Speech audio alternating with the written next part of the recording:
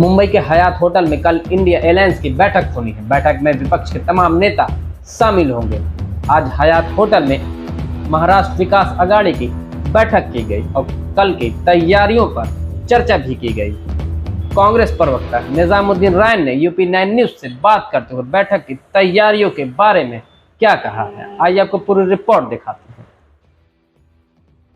कल मुंबई में India alliance की बड़ी बैठक होनी है, जिसमें विपक्ष के तमाम नेता इस बैठक में शामिल हो रहे हैं। विपक्षी नेता एकजुट एक मंच पर एक साथ आ रहे हैं। हमारे साथ बात करने के लिए निजामुद्दीन रायन जी, हम इनसे जानने की कोशिश करते हैं क्या तैयारी की गई सर। आज आप देख रहे हैं कि ये होटल हयात में आज हमारी माँ भीम की जो महाराष्ट्र की कमेटी है उसकी बड़ी प्रेस कॉन्फ्रेंस हुई और बहुत सारे लीडर्स हमारे जो कल और परसों के बैठक के लिए आ रहे हैं वो मुंबई शहर पहुंच गए हैं। कल दोपहर तक तकरीबन 26 दल जो पहले थे वो और 2 और अभी एक्स्ट्रा हो गए, तो 28 दलों के सारे नेता आ रहे हैं और बहुत ही अच्छी तैयारियां हैं और बहुत ही अच्छा रिस्पांस है। देश भर से लोगों ने जिस तरह से कमेंट्स कर रहे हैं, जिस तरह के लोग बधाई दे रहे हैं, और आज हालत ये हो गई है कि बीजेपी के लोगों को और नरेंद्र मोदी जी को अभी ये डर पैदा हो गया है कि ये इंडिया का जो अलायंस है ये पूरी ताकत के साथ आगे जा रहा है।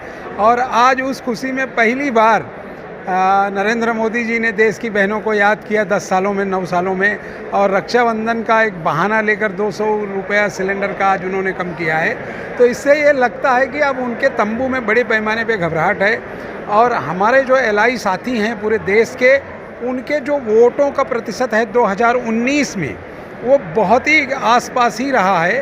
तो इससे ये लगता है कि देश की जनता इस वक्त जागरूक हो गई है और बड़े पैमाने पर जो है वो एनडीए को यानी नरेंद्र मोदी की कमेटी को हराएगी और 2024 की सत्ता और अभी 4 राज्यों का चुनाव और जो छोटे चुनाव भी होने हैं उन सब जगहों पर हमारे साथी और इंडिया जो है वो जीतेगा और बड़े पैमाने पे देश में नई सरकार और बदलाव लाएगा। सर, इंडिया अलायंस में कुछ नए दल को जोड़ने की संभावना? अभी ज़्यादातर तो लोग जुड़ ही गए हैं। 1-2 दलों पर उन्होंने खुले विचार रखे हैं, खास करके उत्तर प्रदेश से मायावती का इशू आज की प्रेस कॉन्फ्रेंस में भी आया था। लेकिन हमारे लोगों का तो दिल बिल्कुल साफ है कि जो आना चाहे, जिसको देश बचाने में इंटरेस्ट है, जिसको देश से नफरत ख़त्म करने में इंटरेस्ट है, ऐसा कोई भी दल हमारे साथ जुड़ेगा, हम उसे ज़रूर जोड़ने की बैठक में किन किन मुद्दों पर चर्चा हो सकती है? खास करके जो है जो हालात हैं देश में, चाइना का खास मुद्दा था, उस पर भी आज बात हुई है।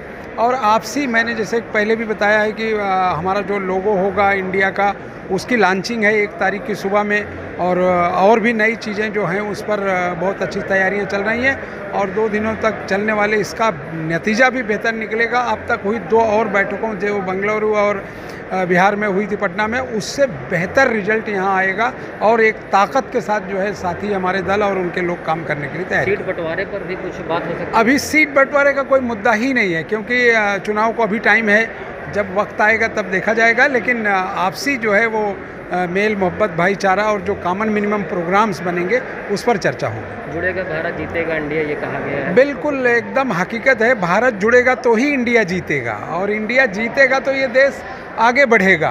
क्योंकि जब तक इंडिया जीतेगा नहीं, जिस तरह के हालात देश में पिछले 5, 7, 8 सालों में नरेंद्र मोदी और उनके सरकार ने किया है, उस तरह के हालात फिर पैदा होंगे। इससे बेहतर है कि लोग इंडिया के साथ आएँ और इंडिया को जिताएं। इंडिया की भी बैठक होने वाली है, उस पर अब घबराहट में वो कहीं भी कुछ भी करें, वो मुख्यमंत्री के यहाँ, शायद महाराष्ट्र के, उनके यहाँ 2 दिनों तक चलने वाली है।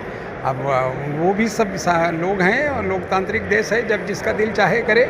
लेकिन आज की बैठक से और ये बैठक से उनको घबराहट हो गई है और बड़े पैमाने पर हो गई। ये थे हमारे साथ महाराष्ट्र कांग्रेस पार्टी के प्रवक्ता निजामुद्दीन रायन जी, जिनका साफ कहना है कि एनडीए भी बैठक करें या कहीं भी करें, ये बीजेपी की घबराहट है। हालांकि ये घबराहट है कि क्या है ये तो आने वाला वक्त ही बताएगा, लेकिन जुड़े रहिए UP9 न्यूज़ के साथ।